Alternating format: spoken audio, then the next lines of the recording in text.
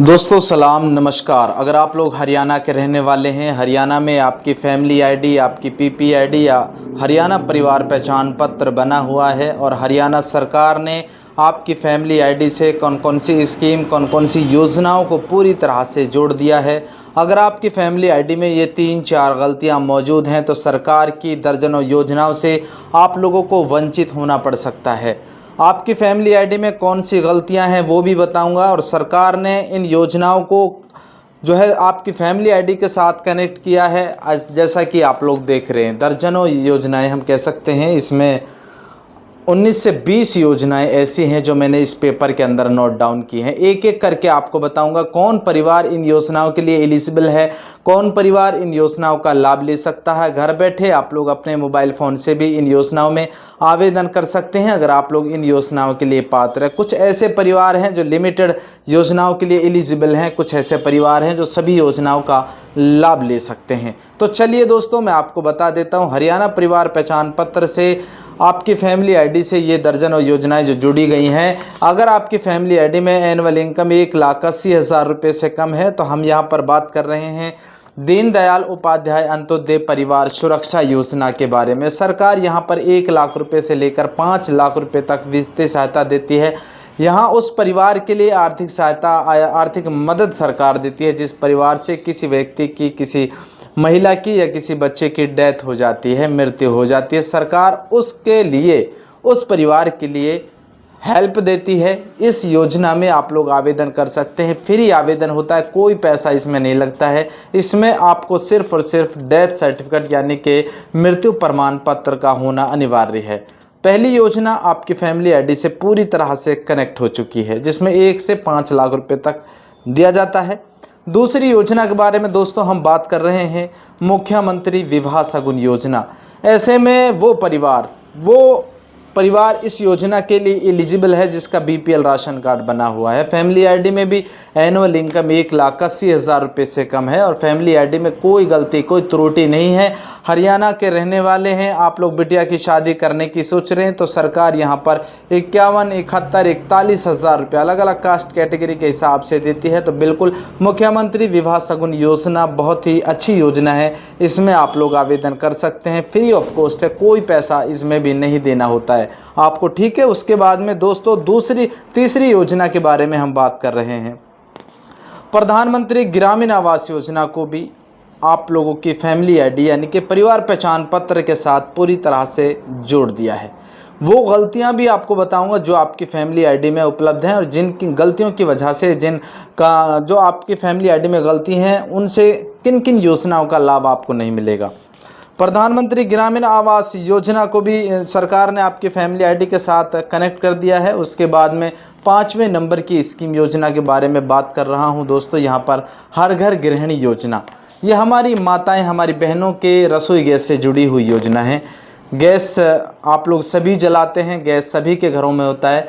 सरकार के इस पोर्टल पर अगर आप लोग रजिस्ट्रेशन करते हैं तो सरकार यहाँ पर आपके लिए चाहे 1100, 1200 या 1500 में सिलेंडर मिल रहा है, लेकिन यहाँ पर अगर आप लोग रजिस्ट्रेशन करके गैस सिलेंडर लेते हैं एजेंसी से तो आपको सिर्फ 500 में ही मिलेगा। बाकी सब्सिडी का पैसा आपके बैंक खाते में रिलीज़ कर दिया जाता है। अभी हाल ही में हरियाणा के मुख्यमंत्री श्री नायब सिंह सैनी ने हर घर गृहिणी योजना के तहत जो है करोड़ों रुपये जो है आवंटित किए थे। उसके बाद में दोस्तों हम बात करते हैं 6ठे नंबर की स्कीम के बारे में बात कर रहा हूँ, दिव्य दयालु योजना। शायद चौंक रहे होंगे, ये भी सरकार की योजना है और जैसे दीनदयाल उपाध्याय अंत्योदय परिवार सुरक्षा योजना है, ऐसे ही ये दिव्य दयालु योजना है। इसमें उस परिवार के लिए आर्थिक सहायता, मदद दी जाती है जिस परिवार से किसी व्यक्ति को, किसी महिला को, किसी बच्चे को जंगली जानवर काट लेता है, कुत्ता काट लेता है, हिरण काट लेता है या फिर नीलगाय काट लेता है। तो यहाँ पर सरकार दिव्य दयालु योजना के तहत 10,000, 20,000, 21,000 रुपये अलग अलग कैटेगरी में यहाँ पर पैसा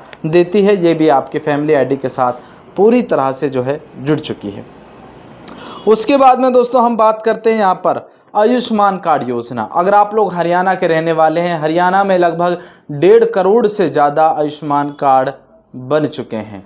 तो दोस्तों अब यहाँ पर हम बात करें, सरकार आपके आयुष्मान कार्ड पर जो है फ्री इलाज देती है। 5 लाख रुपए तक फ्री इलाज किसी भी लिस्टेड हॉस्पिटल में आप लोग करवा सकते हैं। इसके लिए सरकार पैसा वहन करती है, इलाज आप लोगों का होता है। अगर आपका नहीं बना है तो बनवा लीजिए। आपकी फैमिली आईडी में एनुअल इनकम 1,80,000 रुपये तक होनी चाहिए, ठीक है। उसके बाद में आगे दोस्तों हम बात कर रहे हैं, यहाँ पर अगर हम बात करें लाडो लक्ष्मी योजना, जो फिलहाल हरियाणा की नंबर 1 स्कीम है, नंबर 1 योजना है। लाडो लक्ष्मी योजना अभी भी हरियाणा के अंदर लाइव है। ऐसी माताएं, ऐसी बहनें जिन्होंने अभी तक हरियाणा में लाडो लक्ष्मी योजना के लिए आवेदन नहीं किया है, सरकार इसमें 2100 रुपये हर महीना देती है। अगर आपकी फैमिली आईडी में एनुअल इनकम 1 लाख रुपए तक है तो हरियाणा में लाडो लक्ष्मी योजना के लिए आप लोग एलिजिबल हैं, आप लोग आवेदन भर सकती हैं, ठीक है। उसके बाद में 10वें नंबर की स्कीम के बारे में बात करने से पहले दोस्तों, अगर आप लोगों ने अभी तक हमें फॉलो नहीं किया, फॉलो कर लीजिए। आप लोग ये वीडियो यूट्यूब चैनल पर देख रहे हैं, सब्सक्राइब कर लीजिएगा। यहाँ पर हम बात करते हैं डॉक्टर अंबेडकर हाउसिंग नवीकरण योजना। इस योजना को भी सरकार ने पूरी तरह से आपकी फैमिली आईडी के साथ कनेक्ट कर दिया है, यानी कि जोड़ दिया है। डॉक्टर अंबेडकर हाउसिंग नवीकरण योजना में सरकार 80,000 रुपये उस पात्र परिवार के लिए देती है जिस परिवार का मकान 10 साल पुराना है, जर्जर हो चुका है, उसका प्लास्टर गिर रहा है, तो सरकार उस परिवार की मदद करती है। बहुत अच्छी योजना है, इस योजना में भी आप लोग आवेदन कर सकते हैं। उसके बाद में दोस्तों हम बात कर रहे हैं, सरकार ने फूड सप्लाई डिपार्टमेंट को पूरी तरह से आपकी फैमिली आईडी के साथ मैप कर दिया है। राशन कार्ड, यानी कि अगर आपका बीपीएल राशन कार्ड बना है और आपका गुलाबी राशन कार्ड बना है, और जिन लोगों का नहीं बना है उसका कारण भी मैं आपको बताऊंगा। जिन लोगों का बीपीएल या गुलाबी राशन कार्ड बना हुआ है उनकी फैमिली आईडी में एनुअल इनकम 1,80,000 रुपये से कम है और सरकार से मिलने वाले लाभ जो बीपीएल या गुलाबी राशन कार्ड पर मिलते हैं वो सभी लाभ लगातार मिल रहे हैं। तो अपना बीपीएल राशन कार्ड भी आप लोग जारी करवा सकते हैं, ग्रीवेंस आप लोग लगवा सकते हैं। अगर आपका हाल ही में राशन कार्ड काटा गया है, कमेंट सेक्शन में एक बार ज़रूर बताइएगा। उसके बाद में दोस्तों हम बात करते हैं 12 नंबर पर जो है बुढ़ापा पेंशन, यानी कि वृद्धावस्था सम्मान भत्ता योजना को भी सरकार ने पूरी तरह से कनेक्ट कर दिया है। लेकिन यहाँ पर जिन पेंशन धारकों से ये कहा जा रहा है अपना डेट ऑफ बर्थ वेरीफाई करवाइए, वो इसलिए कहा जा रहा है कि वो जो है आपकी फैमिली आईडी अभी मैप नहीं है, फैमिली आईडी से वो पेंशन धारक मैप नहीं है। हालांकि बहुत सारे पेंशन धारकों की पहले पेंशन बन गई थी, ऑफलाइन पेंशन काफ़ी सारी बनी थी और ऑफलाइन दस्तावेज के अनुसार बनी थी। तो यहाँ पर जो है पेंशन विभाग को भी पूरी तरह से फैमिली आईडी के साथ जोड़ दिया है। अगर फैमिली आईडी में एनुअल इनकम 1,80,000 रुपये तक है तो सरकार की इस योजना का लाभ आप लोग ले सकते हैं।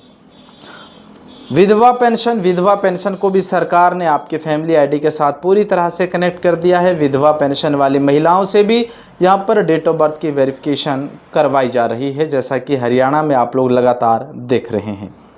प्रधानमंत्री किसान सम्मान निधि योजना, इसको लेकर बड़ा अपडेट मैं आपको देने जा रहा हूं। प्रधानमंत्री किसान सम्मान निधि योजना को भी सरकार ने आपकी फैमिली आईडी के साथ पूरी तरह से कनेक्ट कर दिया है। यहां पर सालाना 6,000 रुपये मिलता है। लेकिन पहले ये होता था कि भाई एक परिवार में 2 व्यक्ति हैं, हस्बैंड वाइफ हैं, दोनों के नाम अलग अलग ज़मीन है तो दोनों को पैसा मिलता था। लेकिन अब सरकार ने इसका नियम, इसका प्रोसेस बदल दिया है। अब सिर्फ परिवार में, हरियाणा परिवार पहचान पत्र में एक ही मेंबर को प्रधानमंत्री किसान सम्मान निधि योजना का पैसा मिल पाएगा। अगर 2 व्यक्ति पेंशन का इसमें लाभ ले रहे हैं प्रधानमंत्री किसान सम्मान निधि योजना का, तो एक का बंद हो जाएगा, एक का चालू रहेगा। अगर आप लोग दोनों का चालू रखेंगे तो आपको नहीं मिल पाएगा, ठीक है। यहाँ पर एक ही व्यक्ति को, एक ही मेंबर को पैसा का जो है लाभ मिल पाएगा। उसके बाद में प्रधानमंत्री सम्मान निधि योजना के बारे में मैंने आपको बताया। यहाँ पर 15वां नंबर की स्कीम मातृत्व लाभ योजना को भी सरकार ने पूरी तरह से आपकी फैमिली आईडी के साथ जोड़ दिया है। मातृत्व लाभ योजना दोस्तों एक ऐसी योजना है जिसके 1 बेटी, 2 बेटी या 3 बेटियों तक इस योजना का लाभ दिया जाता है। तो सरकार इस योजना को भी पूरी तरह से आपके फैमिली आईडी के साथ कनेक्ट कर दिया। अगर आपके भी 1 बेटी, 2 बेटी या 3 बेटियां हैं, अभी तक लाभ नहीं लिया है तो एक बार कमेंट करके ज़रूर बताइएगा। सरकार ने इस योजना को भी पूरी तरह से आपकी फैमिली आईडी के साथ जोड़ दिया है। साइकिल योजना को भी सरकार ने पूरी तरह से फैमिली आईडी के साथ जोड़ दिया है। डॉक्टर अंबेडकर मेधावी छात्रवृत्ति योजना को भी सरकार ने फैमिली आईडी के साथ कनेक्ट कर दिया है।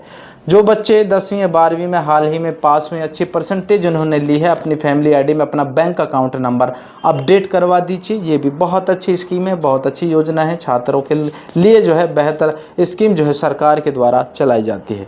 यहाँ पर बात करते हैं हरियाणा लेबर डिपार्टमेंट को भी सरकार ने पूरी तरह से आपकी फैमिली आईडी के साथ जोड़ दिया है। अब अगर परिवार पहचान पत्र यानी कि फैमिली आईडी में उस व्यक्ति का जिसका लेबर कार्ड बना हुआ है, उसका ऑक्यूपेशन में CW यानी कि कंस्ट्रक्शन वर्कर हो रखा है, तब जाकर ही उसके लिए हरियाणा लेबर डिपार्टमेंट के लेबर कार्ड पर लाभ मिल पाएगा। हालांकि अभी लेबर डिपार्टमेंट पोर्टल होल्ड पर है, पूरी तरह से चला नहीं है, वर्क नहीं कर रहा है। पोर्टल चल गया है, डैशबोर्ड खुल रहा है, लेबर कार्ड लॉगिन नहीं हो रहा है, क्रेडेंशियल अभी पूरी तरह से वर्क नहीं कर रहे हैं। जब तक नहीं चल पाता है तब तक आपको वेट करना होगा। मेरी फसल मेरा ब्यौरा पोर्टल, सरकार ने मेरी फसल मेरा ब्यौरा पोर्टल को भी आपकी फैमिली आईडी के साथ पूरी तरह से कनेक्ट कर दिया है।